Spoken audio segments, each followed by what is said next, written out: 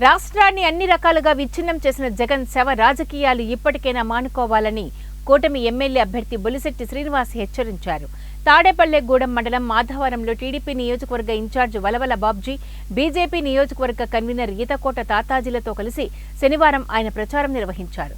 ఈ సందర్భంగా బొలిశెట్టి శ్రీనివాస్ మాట్లాడుతూ 2 నెలలుగా రాజకీయం లబ్ధి కోసం జగన్ వృద్ధుల ప్రాణాలతో ఆటలాడుకుంటున్నారని, ఎన్నికల కమిషన్ ఇచ్చిన సూచనలను పక్కదారి పట్టించి తన మాట వినే అధికారులతో పింఛన్ల పంపిణీలో జాప్యం చేస్తూ వృద్ధుల ప్రాణాలు తీస్తున్నారని అన్నారు.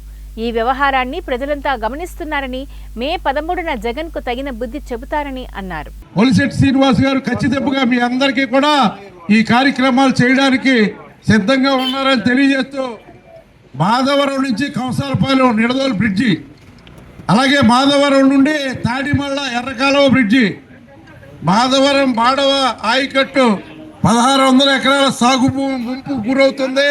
దానికి 28 అడుగుల గట్టు తయారు చేయవలసిందిగా కోరారు. అలాగే అధ్వానంగా ఉన్న మాధవరం అప్పారావుపేట రోడ్డు, మాధవరం నావపల్లి రోడ్డు, మాధవరం నుండి తాడేపల్లిగూడెం దండగర్ర మీదుగా రోడ్డు, మాధవరంలో అస్తవ్యస్తంగా ఉన్న డ్రైనేజ్ వ్యవస్థ, అలాగే మాధవరంలో గతంలో ఏర్పాటు చేసిన పిహెచ్సి సెంటర్కి డాక్టర్ కానీ టెక్నీషియన్స్ కానీ ఎవ్వరూ లేరని చెప్తూ ఉన్నారు. ఇవన్నీ కూడా మరి సులువైన విషయాలు. బ్రిడ్జిలో ఒకటి మనం ముఖ్యమంత్రి గారి దగ్గరికి వెళ్ళాలి. కనవ విషయాలు ఉంటే